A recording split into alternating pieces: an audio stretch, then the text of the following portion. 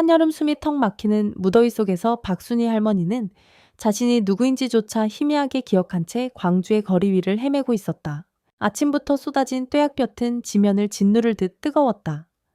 광주의 상업지구를 반쯤 차지하고 있을 정도로 거대한 재산을 소유했던 이 노인은 그 더위 속에서조차 자신이 어디에 살고 있는지조차 떠올리지 못했다. 그녀는 평소처럼 주변을 둘러보며 길을 찾으려 했지만 땀으로 흥건해진 이마를 연신 훔치면서도 좀처럼 방향 감각이 잡히지 않았다. 낯선 사람들의 시선이 느껴졌다. 옷은 오래된 먼지와 오물로 얼룩져 있었고 헝클어진 머리카락이 얼굴에 들러붙어 있었다. 그 시선이 부담스러웠지만 그보다 힘겨운 것은 뇌 속에서 뭐가 뿌옇게 사라져가는 기분이었다. 이른바 광주의 큰손이었던 그녀는 사실 자신이 왜 길바닥을 헤매고 있는지조차 알 수 없었다. 남편이 세상을 떠난 지 오래되었고 자녀들은 어느 날부터인가 방문조차 뜸했다. 다만 희미하게나마 남아있는 것은 남편과 함께 건물을 한 채씩 사들이며 광주의 중심가를 일구던 기억이었다. 그것도 이제는 안개 속처럼 흐릿했다. 한때는 자신을 보며 허리를 숙여 인사하던 이들이 넘쳐났는데 지금 이 광장에서 아무도 그를 알아보는 이가 없다는 사실이 슬프게만 느껴졌다. 아니 어쩌면 알아봐도 애써 외면하고 있을지도 몰랐다. 땀방울이 이마에서 턱끝을 타고 떨어지는 동안 그녀의 걸음은 점점 느려졌다. 걸음을 멈추고 싶었지만 앉을 만한 그늘조차 찾기가 어려웠다. 가끔 스쳐 지나가는 젊은이들은 더위에 지쳐 마실 물조차 없을 것 같은 이 노인을 슬쩍 쳐다볼 뿐 아무도 손을 내밀지 않았다. 잔돈 한 푼이 없었던 그녀는 동전 자판기나 편의점에서도 물을 사 마실 수 없었다. 더운 공기 속에서 정신이 더 흐려지는 느낌이었다. 아니 어떤 면에서는 이 더위가 정신을 더 또렷하게 만들어주기를 바랐는지도 모른다. 이름 없이 떠도는 영혼이 되어버린 기분이 그녀를 기묘한 허탈감으로 몰아넣었다. 그러다 문득 멀리서 반짝이는 유리 건물이 눈에 들어왔다. 은행이라고 쓰인 간판이 희미하게 인식되었다. 저기가 은행이었나? 그녀는 혼잣말로 중얼거리며 발길을 그쪽으로 옮겼다. 예전에 자신의 재산 중 상당액을 넣어둔 곳도 분명 은행이었다. 그것이 혹시 저기인지도 모르겠다고 생각했다. 은행 안으로 들어서는 순간 시원하게 돌아가는 에어컨 바람이 땀으로 흥건한 이마를 스쳤다. 잠깐이나마 살 것 같았다. 그러나 주변의 시선은 곱지 않았다. 옷에 묻은 얼룩 잔뜩 뒤엉킨 머리카락 모기에 물려 긁은 자국으로 벌겋게 부어오른 팔, 마치 노숙자라도 본 듯 다른 고객들이 거리를 두기 시작했다. 은행 창구로 조심스레 다가간 그녀는 한 젊은 은행부원에게 간절한 눈빛을 보냈다. 저기요? 물 한 잔만 주실 수 있을까요? 노인의 목소리는 갈라져 있었다. 아무것도 마시지 못한 채 한참을 걸었으니 당연했다. 머릿속 어딘가에서 강렬한 기억이 솟구칠 듯 말 듯 시도했으나 생생하게 이어지지는 않았다. 그저 막연히 이곳이 낯설지만은 않다라는 느낌만이 남았다. 하지만 그 젊은 은행원의 눈에는 낯선 사람 더럽고 이상한 노인으로만 보였을 뿐이었다. 여기는 그런 곳이 아닙니다. 밖으로 나가주세요. 말투에는 혐오감마저 서려 있었다. 깜짝 놀란 박순희 할머니는 다시 한번 애원했다. 잠깐만요. 제게 뭔가 기억이. 그러나 은행원은 노인의 말을 끝까지 들어주지 않았다. 보안요원을 재빨리 불렀고 보안요원은 마치 문제를 일으키는 사람을 제압하듯 노인의 팔을 붙들고 밖으로 끌어내었다. 할머니 나가셔야 합니다. 다시는 오지 마세요. 그렇게 한낮의 태양 아래 노인은 은행 문턱에서 비틀거리다가 결국 엉덩방가를 찧었다. 순간적인 충격에 머릿속이 번쩍였다. 허망함과 수치심이 뒤섞인 눈물이 뺨으로 흘러내렸다. 그리고 그때 마치 두터운 구름이 걷히듯 하나의 장면이 또렷이 떠올랐다. 자신이 이 은행에 거액인 130억 원을 예치해 둔 적이 있다는 사실이었다. 예전에 남편과 함께 광주의 중심가 부동산을 점차 매입하면서 모아온 재산이었다. 노인은 그제야 자신이 누구였는지 좀 더 확실히 떠올리기 시작했다. 내가 이 은행에 엄청난 돈을 맡겨두었는데도 이렇게 쫓겨나다니. 그녀는 부서질 듯한 자존심 때문에 그리고 그 오랜 관계가 하루아침에 무시당했다는 사실에 마음 깊이 상처받았다. 주변의 시선이 이제 더욱 선명하게 느껴졌다. 사람들이 자신을 이상한 노인 취급하며 힐끔힐끔 쳐다보고 있었다. 하지만 이제 그녀는 정신을 다잡고 일어서야겠다고 다짐했다. 힘겹게 일어나 시내 구석구석을 걷기 시작했다. 숨이 가쁘고 다리가 후들거렸지만 되찾은 기억이 그녀를 이끌었다. 집이 분명 광주 중심가 어딘가에 있었다. 그리고 집에 도착하면 가장 먼저 할 일이 있었다. 법적 대리인을 맡고 있는 변호사에게 연락해 지금 이 굴욕적인 일을 그대로 두어서는 안 된다고 알리는 것이었다. 1시간 가까이 지나서야 그녀는 자신의 고급 저택 앞에 다다랐다. 번쩍이는 대문이 반갑게 느껴졌다. 겨우 숨을 고른 노인은 문을 열고 들어가 가장 먼저 전화를 찾았다. 반쯤 남아있는 정신이지만 그 정신에 온 힘을 쏟아 통화를 시도했다. 여보세요. 변호사님 접니다. 오늘 은행에서 내가 무시당했고 물 한 잔조차 거절당했어요. 떨리는 목소리로 그녀는 천천히 있었던 일들을 전했다. 변호사는 심각한 목소리로 사태를 받아들였다. 너무 속상하셨겠네요. 내일 저와 함께 직접 가시죠. 저는 할머님 옆에서 끝까지 돕겠습니다. 전화를 끊자마자 박순희 할머니는 오랜만에 옷장문을 열었다. 가장 아끼는 한복 한 벌을 꺼내어 조심스레 다림질했다. 어제 입고 있던 누추한 옷차림과 달리 내일은 달라질 것이었다. 더 이상 무시당하지 않을 거야. 내가 누군지 다시 보여줘야 해. 치매를 앓고 있어도 할머니 마음 깊은 곳에 존재하는 자존심과 품격은 결코 사라지지 않았다.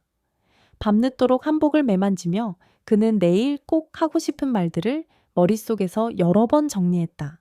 다음 날 아침 집안에는 평소와 다른 분주한 기운이 감돌았다. 어둑한 새벽이 지나고 해가 막 뜰 무렵 거울 앞에 앉아 머리카락을 말끔히 빗어 올렸다. 얼굴에는 은은한 분을 바르고 고운 한복으로 몸을 단정히 감쌌다. 그리고 약속 시간이 다가올 즈음 변호사가 집으로 찾아왔다. 할머님 오래 기다리셨죠? 오늘은 제가 끝까지 함께 하겠습니다. 그는 노인의 손을 부축하며 말했다. 네. 가요? 은행으로. 답변은 짧았지만 단호했다. 차를 타고 광주 중심가로 이동하는 동안 노인의 눈은 도로 양옆에 늘어선 건물들을 유심히 살폈다. 대부분 그녀의 소유나 다름없는 부동산들인데 그동안 치매가 심해져서인지 흐릿하게나마만 보였었다. 그러나 오늘은 다르다. 깔끔한 차림새에서 오는 자신감, 그리고 내가 여기의 주인이나 다름없는 사람이라는 기억이 그녀에게 힘을 주었다. 바깥 풍경을 천천히 곱씹듯 바라보며 할머니는 저마다의 건물에 깃든 추억을 떠올렸다. 남편과 함께 보증금을 모으고 사들여서 인테리어를 바꾸고 세입자와 이야기를 나누던 날들의 장면들이 하나씩 스쳤다. 은행 건물 앞에 도착하자 할머니는 어제 느꼈던 치욕이 다시 떠올라 잠시 숨을 고르았다. 그러나 오늘은 달랐다. 당당한 마음가짐과 변호사의 응원이 함께였으니 두려울 것이 없었다. 저 문을 다시 열고 들어가면 어제처럼 또 무시할까? 이런 불안이 잠깐 엄습했지만 한복 옷자락을 깔끔히 정돈하며 스스로 다짐했다. 이제 나를 함부로 대하지 못할 거야. 변호사를 앞세우지 않고 할머니는 스스로 문을 열고 은행 로비로 들어섰다. 혹시 어제 마주쳤던 사람들에게서 어떤 반응이 나올지 궁금하기도 했다. 더운 공기가 여전히 들이닥치는 밖과 달리 은행 안은 시원했다. 어제 그녀를 쫓아낸 젊은 은행원은 어리둥절한 표정으로 접근해 오는 두 사람을 바라보고 있었다. 어서 오세요. 고객님, 무엇을 도와드릴까요? 그 말투는 어제와 달리 상냥했지만 그 목소리가 틀림없이 그때 그 목소리였다. 박순희 할머니는 침착하게 물었다. 어제 저 기억하시나요? 은행원은 멈칫했다. 분명 알듯했지만 차림새가 전혀 달라 해독 갈리는 기색이었다. 변호사가 대신 입을 열었다. 이분은 충장로 일대 건물의 상당수를 소유하고 계신 박순희 어르신입니다. 그리고 어제 물 한 잔을 구걸하다 쫓겨났죠. 은행원의 얼굴이 하얗게 질렸다. 어제 비참하게 내쫓았던 노인이 사실은 은행의 거액예금주라는 사실을 알게 된 것이다. 그는 아무 말도 하지 못했다. 침묵이 돌자 지점장이 뒤늦게 달려왔다. 어제 일이 이미 귀에 들어갔는지 식은땀을 흘리며 허둥지둥 사죄의 말을 꺼냈다. 정말 죄송합니다, 박 어르신. 어제는 일 미스언더스탠딩. 그러나 할머니는 그의 사과를 들을 마음이 아니었다. 사과는 필요 없습니다. 제 계좌 전부 해지하고 싶어요. 이 말에 지점장의 표정이 급격히 굳었다. 어르신 그러실 필요가, 저희가 잘못했습니다. 어떻게든 보상 방안을 마련. 그러나 할머니는 고개를 저었다. 상관없어요. 내 돈 다른 은행으로 옮길 겁니다. 변호사는 실무 처리를 위해 지점장과 함께 창구로 이동했다.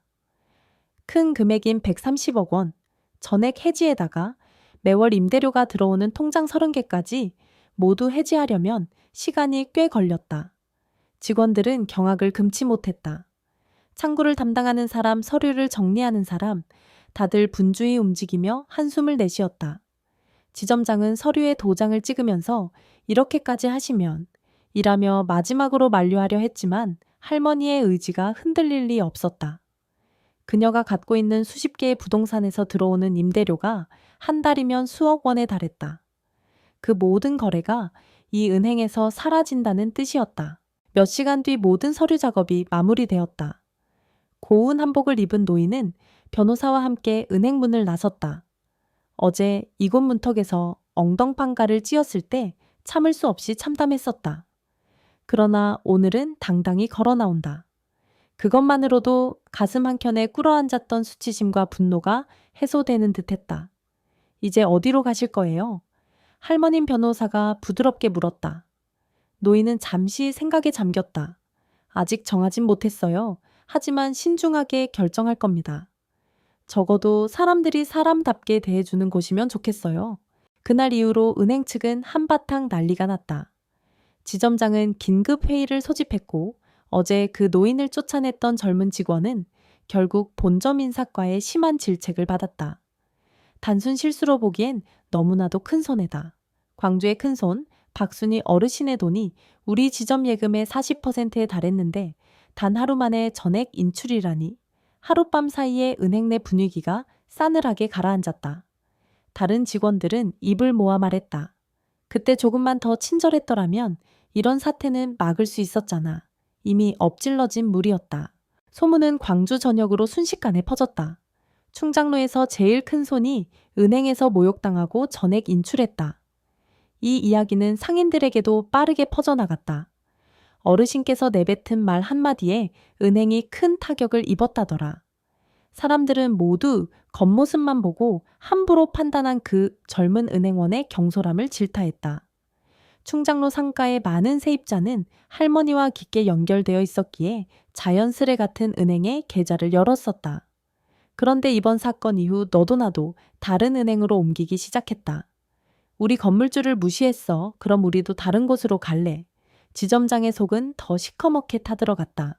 비난이 이어지는 동안 박순희 할머니는 이제 비교적 맑은 정신을 유지하며 새로운 은행을 찾기 위해 도심을 둘러보았다. 여러 지점장들이 직접 그녀를 찾아와 우대 금리를 제시하고 특별 서비스를 약속했다.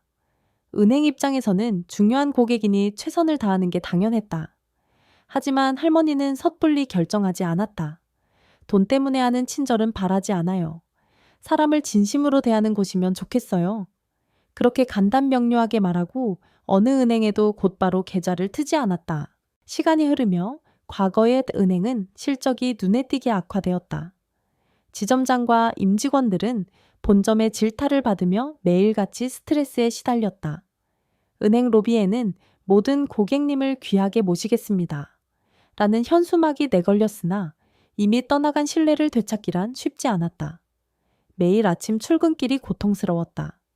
사람들의 눈초리가 곱지 않았기 때문이다. 저기 그 유명한 할머니 쫓아낸 은행이야. 라는 수군거림이 들렸고 은행원들은 고개를 숙이고 일터로 들어갔다. 일주일쯤 지나자 충장로 상인들 중 일부가 자발적으로 그 은행과 모든 거래를 끊었다. 어르신이 멸시당했는데 우리가 남아있을 이유가 없잖나. 다른 은행들이 서서히 그 자리를 채우려 했다. 그러자 본점에서 감찰팀이 내려와 지점장과 직원들을 강하게 질책했다. 왜 이런 사태가 발생했는가? 고객 응대를 도대체 어떻게 한 건가? 그러고는 매뉴얼을 전면 재검토하겠다고 밝혔다. 그러나 이미 때는 늦었다. 박순희 할머니가 느낀 상처와 분노, 그리고 그로 인해 잃어버린 신뢰는 되돌릴 수 없었다. 가을로 접어들 무렵 할머니는 드디어 한 작은 지역 은행을 선택해 계좌를 열었다. 규모는 크지 않았지만 오래전부터 충장로 일대를 지켜온 향토은행이었다.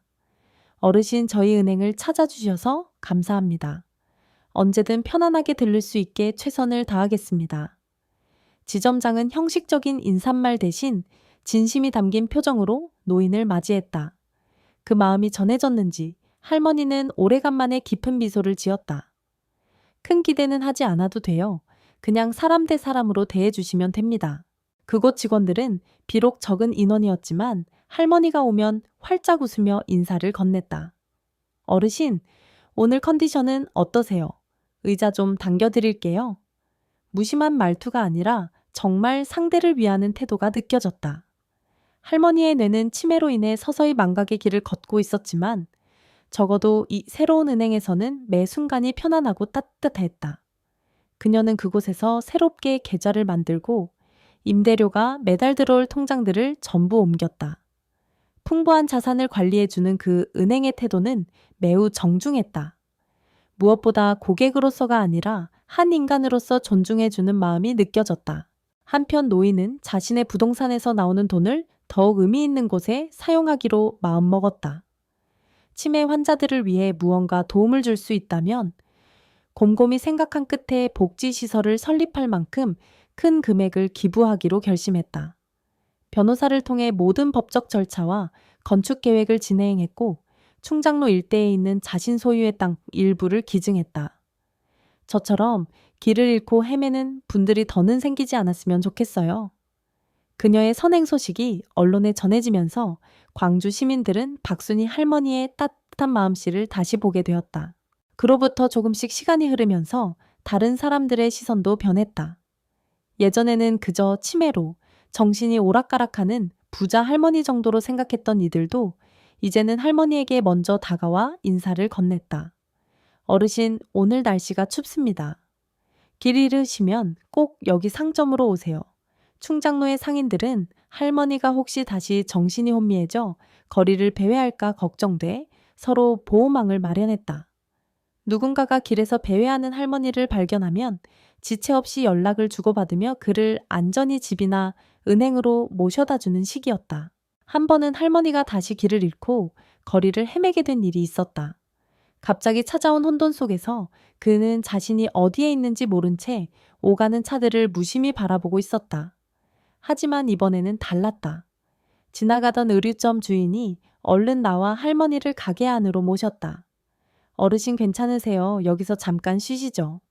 그리고 그녀가 이제 거래하는 은행 지점장에게 전화를 걸어 상황을 알렸다. 네, 곧 차를 갖고 오신다고 하네요. 걱정하지 마세요, 어르신. 곧 오실 거예요. 얼마 뒤 지점장이 직접 차를 몰고 나타났다. 할머니는 안심한 듯 가슴을 쓸어내리며 그의 부축을 받았다. 의류점 주인은 진심 어린 목소리로 당부했다. 어르신 또 헤매시다가 힘드시면 꼭 저희 가게 들러주세요. 그 말에 할머니는 눈가를 살짝 적시며 고개를 끄덕였다. 고맙습니다. 항상 이렇게 날 도와주니 내가 얼마나 다행인지 몰라요. 치매로 인해 이름과 장소, 계좌번호까지 잊어버리는 순간이 있어도 최소한 사람들의 따뜻한 마음만은 희미하게나마 각인되는 듯했다. 그날 저녁 차창 밖으로 스쳐져 지나가는 풍경 속에서 박순희 할머니는 옛 은행 건물이 보이자 잠깐 기억이 솟아올랐다. 어렴풋이 익숙한 곳, 그러나 그곳에서 큰 굴욕을 느꼈던 장면은 희미하게만 남았다. 치매가 깊어질수록 그녀를 괴롭혔던 뼈아픈 기억도 점차 희석되었다. 이제 남은 것은 따뜻함을 주는 사람들에 대한 감동이었다. 지점장은 그 모습을 보며 조용히 생각했다. 이제 어르신이 상처받는 일 없도록 우리가 잘 모셔야지. 그리고 그것이야말로 은행이 지켜야 할 진짜 서비스가 아닐까 싶었다. 반면 예전 은행의 젊은 직원은 여전히 후회와 죄책감에 시달렸다. 주변 사람들에게 수군거림을 들을 때마다 그날의 실수가 떠올라 밤잠을 설치곤 했다. 어르신 정말 죄송합니다. 제가 멋대로 판단했어요. 꿈속에서도 할머니에게 수없이 사과했지만 이미 되돌릴 수 없는 현실이었다. 사람들은 그를 향해 손가락질하고 동료 직원들도 비난 섞인 시선을 보내기도 했다. 어떨 때는 슬그머니 동정하는 눈빛이 되었지만 본인이 감당해야 할 몫이었다. 할머니가 기부하기로 한 복지시설은 건축 속도가 빨라 겨울이 오기 전에 본격적인 공사를 시작했다. 건물의 외관 설계는 주변 환경과 조화를 이루도록 신중히 결정되었고, 내부에는 치매 환자들이 편히 지낼 수 있는 휴게 공간과 상담실, 그리고 의료 지원실이 포함되었다. 할머니는 복지시설 공사가 시작되자 종종 그곳을 찾았다. 목발 짚듯 변호사나 주변 사람들의 손을 빌려 겨우 걸어가면서도 건물이 올라가는 모습을 흐뭇하게 바라보았다. 여기 오시는 분들은 예전에 나처럼 길 잃고 헤매지 않길 바라. 그녀는 함께 있던 지인에게 중얼거렸다. 뜻밖에도 언론은 이 이야기를 크게 다루었다. 겉모습만 보고 사람을 무시했던 은행과 치매 할머니의 기적 같은 인생 반전이라는 기사 제목도 보였다. 그러나 정작 할머니 본인은 화려한 주목을 반기지 않았다. 그냥 다른 사람들도 똑같이 대우받았으면 좋겠어요. 이 한마디에 많은 이들이 울림을 느꼈다. 결국 시설은 박순희 치매지원센터라는 이름으로 문을 열었다. 개관식 날 할머니는 별다른 말 없이 조용히 식장 한 구석에 앉아 있었다. 시장 지역 국회의원 여러 시의원 등이 축사를 건넸고 과거 은행에서 그녀를 쫓아냈던 그 직원도 눈물을 훔치며 몰래 지켜보고 있었다. 저렇게 훌륭한 일을 하는 분을 내가 몰라보고 내쫓다니 후회에도 이미 늦었다. 개관식 말미에 할머니가 단상에 올라 짧게 인사를 건넸다. 사람이 사람을 진심으로 대하면 그 사람의 가치는 자연스레 빛이 납니다. 오늘 이곳에 오신 분들 늘 건강하시길 바랍니다. 박수가 쏟아졌고 흐뭇한 눈빛으로 할머니는 다시 자리로 돌아갔다. 뒤뚱거리며 걷는 뒷모습이 아슬아슬해 보였지만 그 모습에서 외려 깊은 품격이 느껴졌다.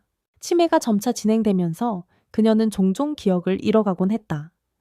그래도 가끔씩 원래의 정신이 돌아올 때면 자신의 재산을 어떻게 분배하고 활용할지, 남은 생애를 어떻게 보낼지 꼼꼼히 살폈다.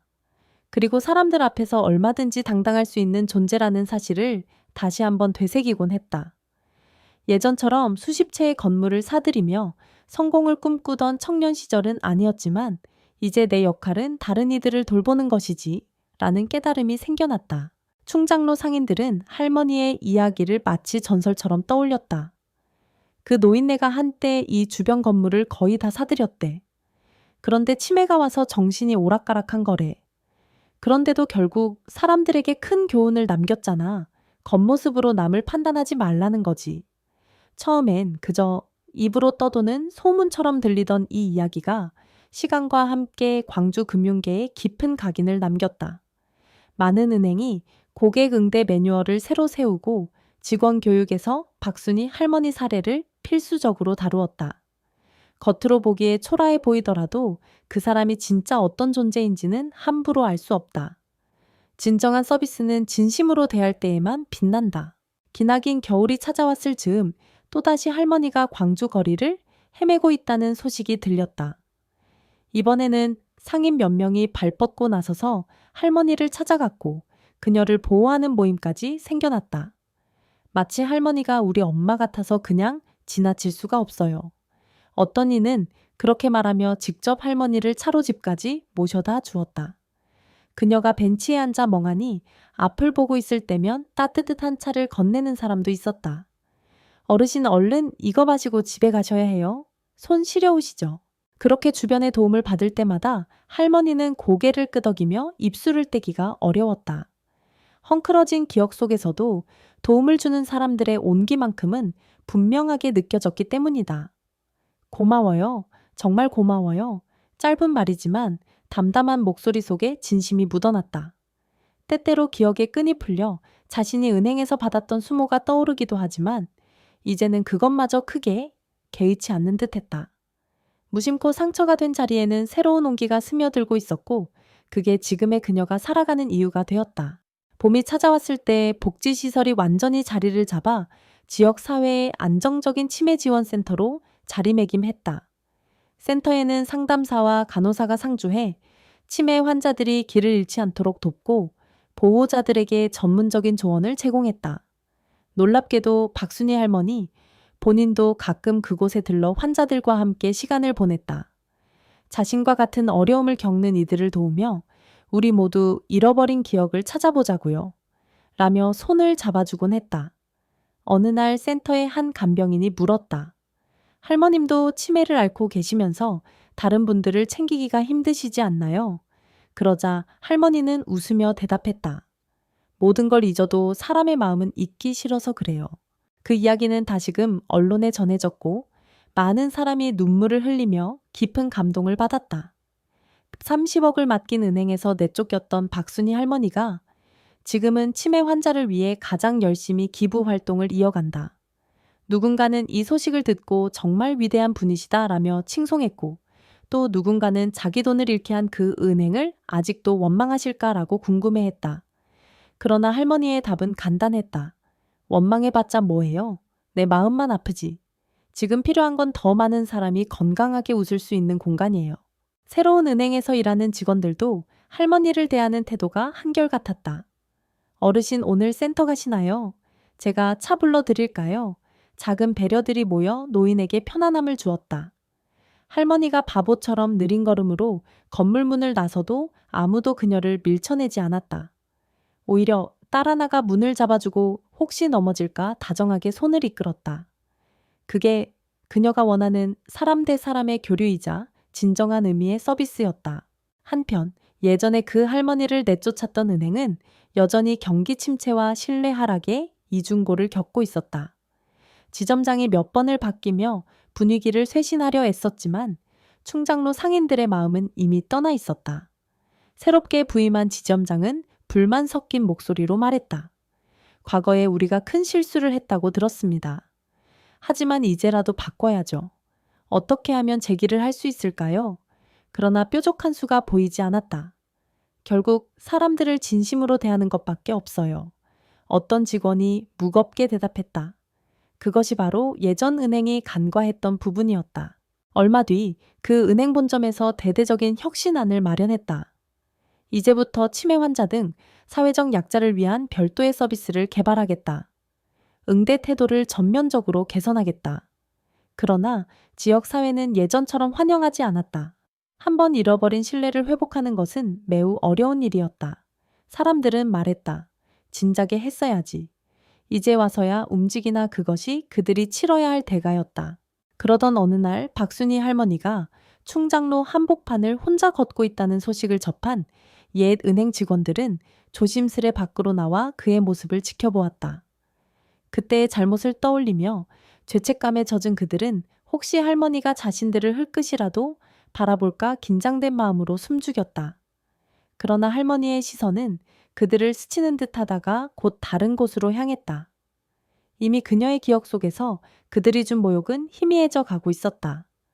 치매가 남긴 역설적인 선물이자 할머니가 새로운 삶의 방향으로 나아갈 수 있게 해준 원동력이기도 했다. 시간이 흘러 센터가 안정적으로 운영되면서 광주 지역 치매 환자들을 위한 프로그램이 더욱 체계화되었다. 박순희 할머니가 남긴 교훈 즉 사람을 겉모습으로 함부로 판단해서는 안 된다는 가르침은 병원과 복지기관, 심지어 공무원들의 교육 과정에서도 사례로 다뤄졌다. 행사장에서는 종종 어르신의 이야기가 회자되었고 다른 지역에서도 광주에서는 한 치매 할머니가 큰 변화를 만들어냈대라며 부러워했다. 정신이 어느 정도 또렷할 때면 할머니는 주변 사람들에게 반복해서 말하곤 했다. 내가 돈이 많다고 대접받아서는 안 돼요. 내가 돈이 없어도 똑같이 존중받을 수 있어야 진짜 서비스인 거지. 그 말이 바로 치매 환자뿐 아니라 누구나 공감할 수 있는 인간다움의 원칙이었다. 사람들은 그 말에 감동받고 할머니의 흔들리는 손을 꼭 잡았다. 겨울이 지나고 다시 봄이 왔다. 충장로의 거리는 푸른 싹이 돋아나듯 새로운 생기가 돌았다. 오래된 분식집 사장은 할머니가 올 때마다 쌀떡볶이를 만들어 주었다. 어르신, 이거 드시고 힘내세요. 할머니는 어느 날 떡볶이 한 조각을 입에 물고 흐뭇하게 웃었다. 참 맛있네, 이 집 떡볶이. 그러고는 잠시 멍하니 창밖을 바라보다가 제자리에서 반가운 듯 박수를 쳤다. 아마 젊은 시절에 남편과 함께 간식을 먹던 추억이 떠올랐던 걸지도 몰랐다. 복잡하게 풀리지 않던 기억의 매듭이 그 작은 맛에서 한순간 이어진 것이다. 이제 더는 거리를 배회하다 낯선 곳에서 내쫓기는 일이 없었다. 할머니가 실수로 다른 가게에 들어가더라도 상인들은 그를 반갑게 맞이했고 잠시 쉬어갈 의자를 빼주었다. 그러면 그녀는 늘 작게나마 감사 인사를 전했다. 고맙소. 내가 요즘 기억이 잘 안 나서 혹시 실례했어도 이해해줘요. 이미 광주의 많은 사람이 이 할머니의 사연을 알고 있었다. 어떤 이들은 그저 따뜻한 시선을 보내는데 만족했고 어떤 이들은 직접 손을 내밀어 도와주었다. 그 사이사이로 은행들의 간판이 번쩍였지만 그중 할머니가 선택한 곳은 단 한 곳 자신이 진심을 느낀 그 소규모 향토 은행이었다. 봄바람이 지나가고 여름이 다시 찾아오려 하던 즈음 박순이 할머니가 드디어 복지시설에 추가로 큰 기부를 했다는 소식이 전해졌다. 새로운 건물을 증축해 더 많은 치매 환자를 수용하고 재활 프로그램을 강화한다는 계획이었다. 어르신 정말 감사드립니다. 할머님 덕분에 많은 환자분이 편하게 지낼 수 있게 되었습니다. 센터 관계자들이 일제히 박수를 보냈다. 그 중심에서 할머니는 어느 때처럼 짧게 대답했다. 다들 건강했으면 좋겠어요. 얼마 뒤 그녀는 이 센터를 남편의 이름을 따서 부관시설에 명명하기로 했다. 생전 누구보다 아내를 아끼고 존중해주던 남편을 향한 작은 헌사였다. 기념식 날 노인은 남편 사진이 걸린 액자를 쓰다듬으며 조용히 눈물을 흘렸다. 당신이 살아있었으면 난 이렇게까지 헤매지 않았을 거야. 그래도 이제 난 잘 지내고 있어. 사람들에게 좋은 일도 하고 있고. 두 손으로 사진을 들고는 한참이나 무엇인가 중얼거리며 남편에게 이야기를 건넸다. 마침내 시설 준공식이 있던 날 광주 시내 유력 인사들과 주민들이 자리를 가득 메웠다.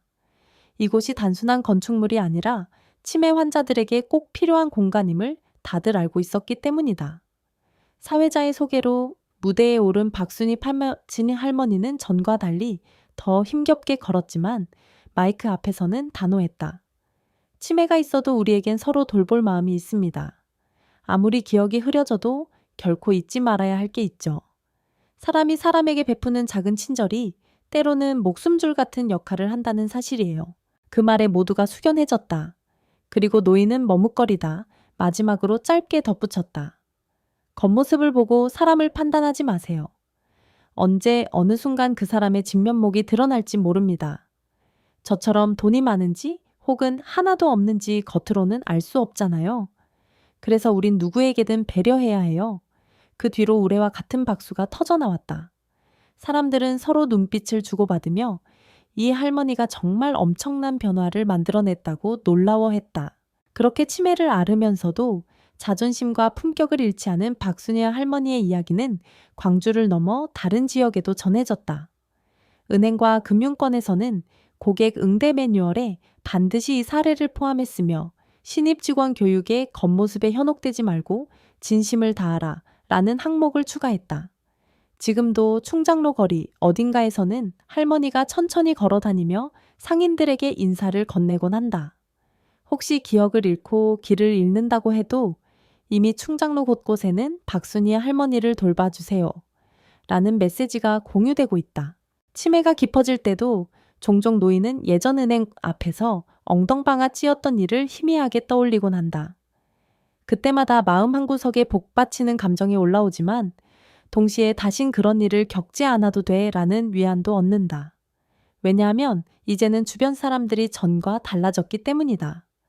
겉모습으로 사람을 재단하던 차가운 시선이 줄어들었고 낯선 이에게도 물 한 잔을 건네는 작은 온정이 싹트고 있었다. 노인은 그 변화를 직접 목도하며 미소 짓는다. 기억을 잃어가도 좋은 세상이라는 걸 느낄 수 있어.